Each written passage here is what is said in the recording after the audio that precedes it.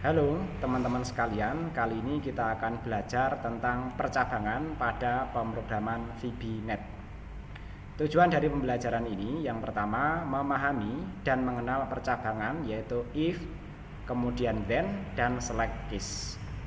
Kemudian yang kedua, dapat membuat aplikasi sederhana dengan menggunakan percabangan if, then, dan select case. Oke, kita mulai dari dasar teori. Soal percabangan. Percabangan adalah merupakan perintah yang dapat memberikan pilihan suatu kondisi. Program akan menjalankan perintah apabila suatu kondisi memenuhi syarat tertentu. Percabangan dapat dibedakan menjadi yang pertama atau poin A, if then.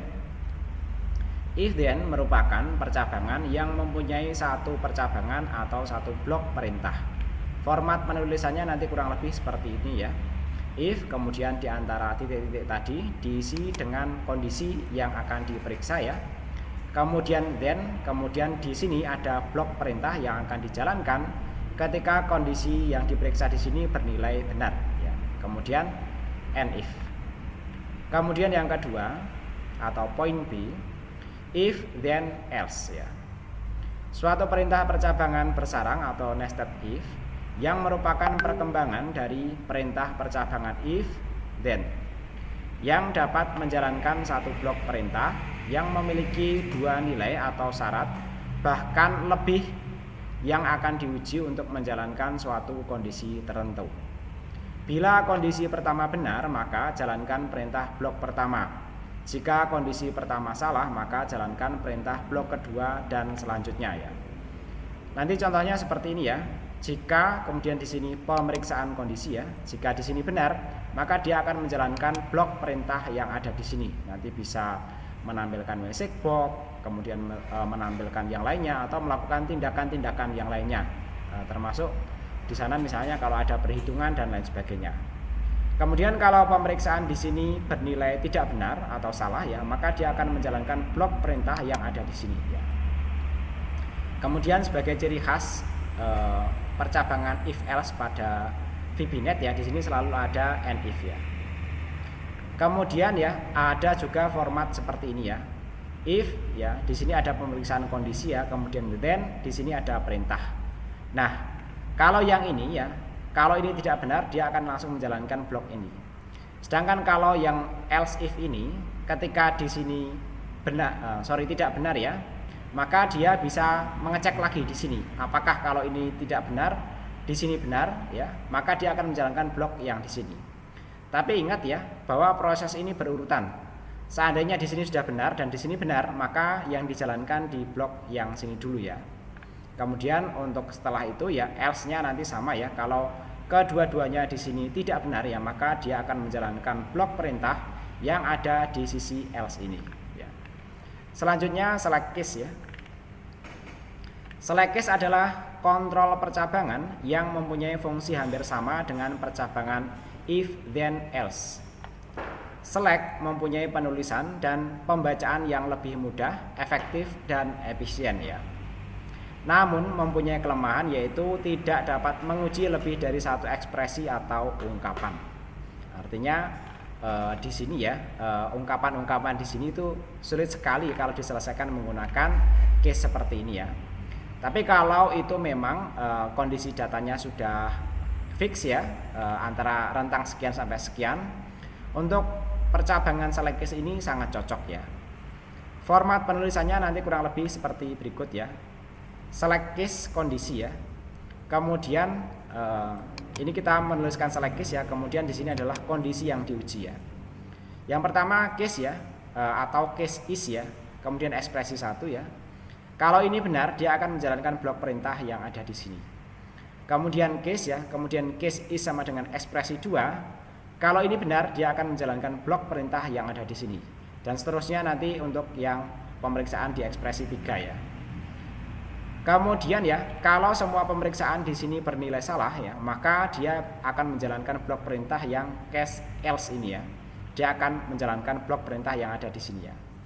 Kemudian di akhir ya, sebagaimana if else ya, di sini juga ada end select-nya. Artinya untuk menandai akhir dari blok select case ini ya. Berikutnya kita coba praktekkan ya dengan membuat form baru ya seperti ini ya. Ini merupakan sebuah tombol ya. Yang pertama adalah if and if ya, sedangkan yang kedua adalah if else and if ya. Dan yang ketiga di sini adalah case and case ya. Nah, untuk strukturnya dari proyek ini ya, nanti untuk form satunya name-nya dikasih nama form 1 saja. Kemudian teksnya dikasih keterangan percabangan if ya.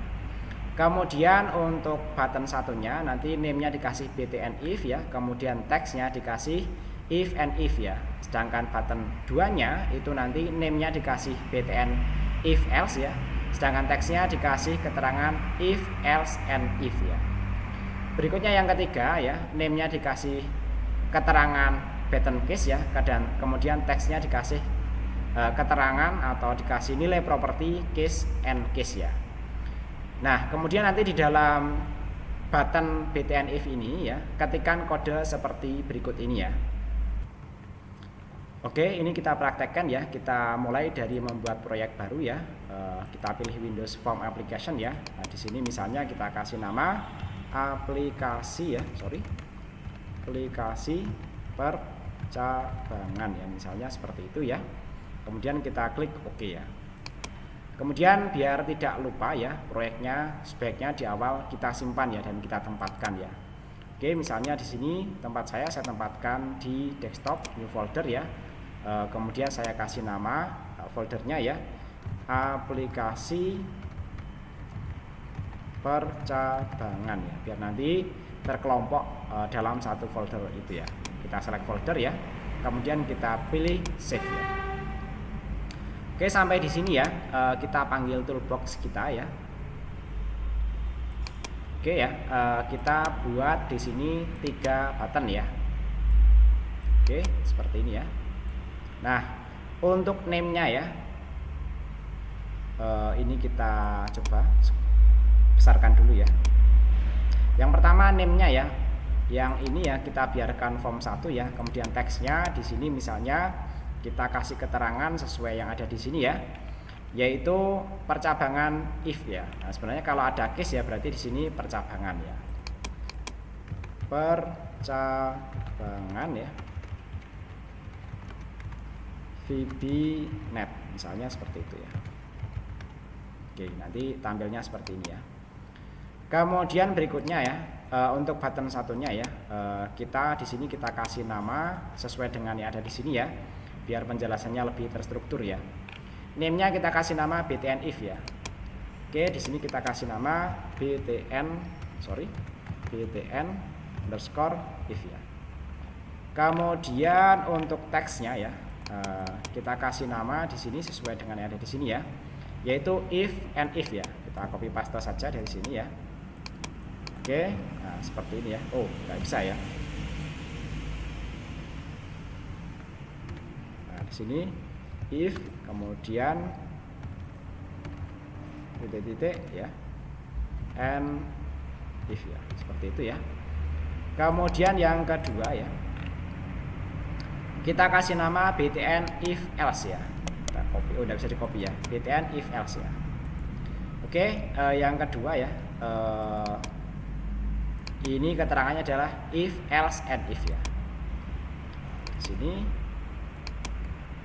if ya, if, kemudian else ya, kemudian and if, seperti ini ya. Mungkin ini kita perbesar ya, biar tampil semuanya. Ini kita perbesar, dan ini juga kita perbesar ya, biar samanya. Oke, jangan lupa tadi untuk name-nya di sini adalah btn ini ya, btn if else ya, btn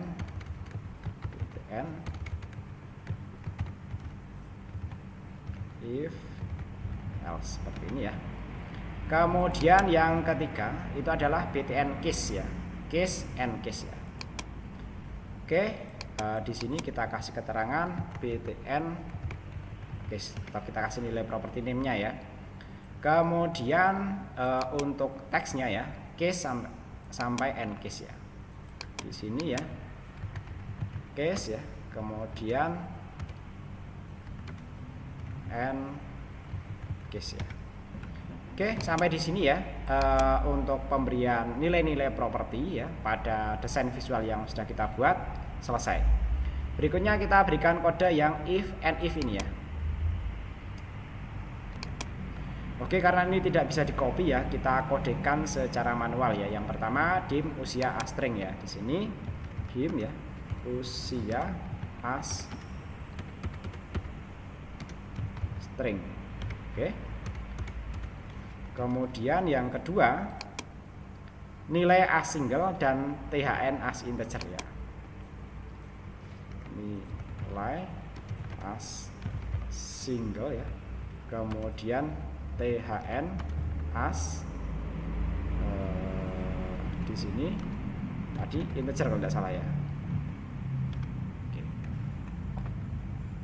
As integer ya. Kemudian usia kita ambil dari input box ya. Usia kita ambil sama dengan ya input box ya. Kemudian di dalamnya kita berikan parameter. Parameter pertama adalah usia pegawai saat ini, batasan usia pensiun ya. Oke, di sini ya, usia pegawai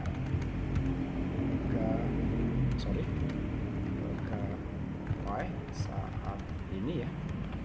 Kemudian di sini adalah usia pensiun.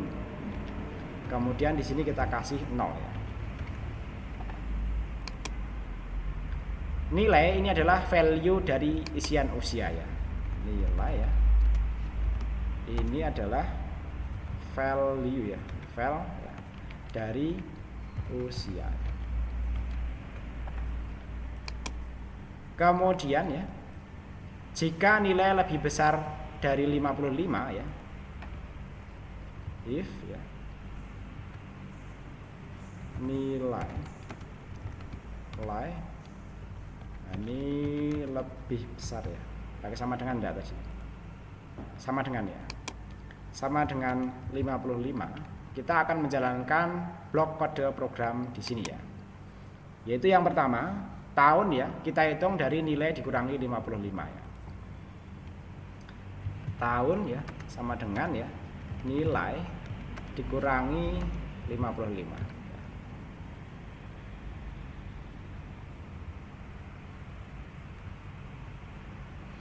Tahunnya di sini menggunakan THN ya. Oke. Kemudian berikutnya ya, kita buat message box ya, show ya usia pegawainya. Nanti kita ambil usia dari inputan ini ya.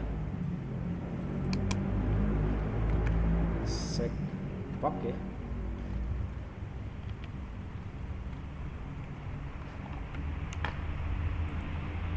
Usia pegawai kita ambil dari sini ya.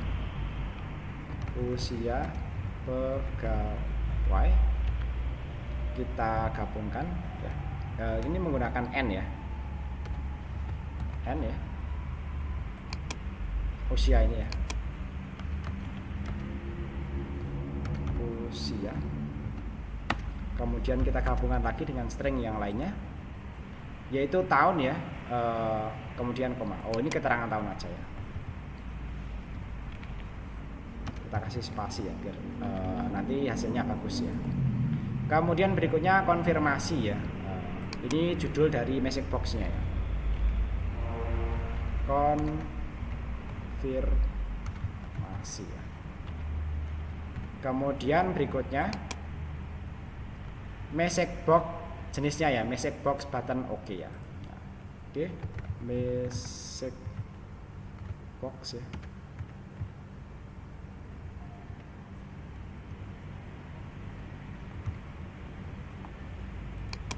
Message box button ya, sorry, box dot oke ya. Message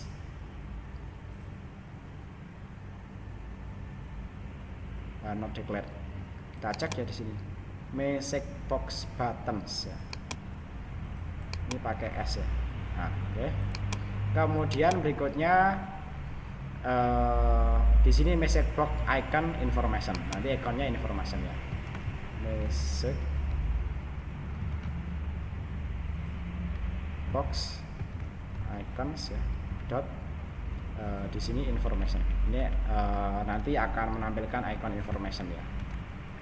Kemudian setelah itu ya kita buat message box lagi show ya. Tadi yang atas juga pakai show ya, dot show. Oke ya, ini kita copy paste dari sini ya formatnya ya. Oke, seperti ini ya. Tapi di sini keterangannya berbeda ya. Keterangan pegawai harus pensiun sekian tahun ya. Di sini ya, pegawai harus pensiun titik 2 ya, biar bagus ya. Oke, di sini kita samakan ya, kita kasih titik 2 dan kita kasih spasi ya. Nah, ini usia pensiunnya ya dari sini ya, THN ini ya. THN. Kemudian yang lainnya ya, tahun yang lalu ini keterangannya ya. Tahun kita kasih keterangan yang lalu ya. Kemudian ini judulnya kita kasih keterangan konfirmasi ya, atau informasi lah ya, informasi pensiun ya. Kemudian setelah itu ini sama ya, message box oke ya. Kemudian di sini ada message box iconnya, juga message box information ya. Sampai di sini ya program kita bisa kita coba ya. Kita coba, kita jalankan. Nah, yang if and if ini kita coba jalankan. Nah, ini ya. Usia pegawai saat ini misalnya saya isi 56. Nah, dia usia pegawainya 56 tahun ya. Kita klik OK ya. Setelah itu pegawai harus pensiun 1 tahun yang lalu ya, karena pensiunnya adalah di sini kita set dengan nilai 55 ya. Bagaimana kalau inputannya kita berikan yang di bawah 55 ya, misalnya 54 ya. Oke. Kalau 54 dia tidak ngapa-ngapain programnya ya, karena dia hanya akan menangani ya, blok program ini ya hanya akan menangani penghitungan pensiun ya dan informasinya itu ketika inputannya lebih besar daripada 55. Tapi kalau tidak lebih besar daripada 55, programnya tidak ngapa-ngapain di sini ya. Hanya sampai di sini saja ya. Oke, kita coba yang lainnya ya, misalnya di sini 58 ya, kita klik OK ya. Nah, nanti hasilnya usianya 58 tahun dan semestinya dia pensiun 3 tahun yang lalu ya. Oke, untuk contoh yang lainnya nanti akan saya sampaikan pada video berikutnya. Untuk video ini kita contohkan yang if dulu ya.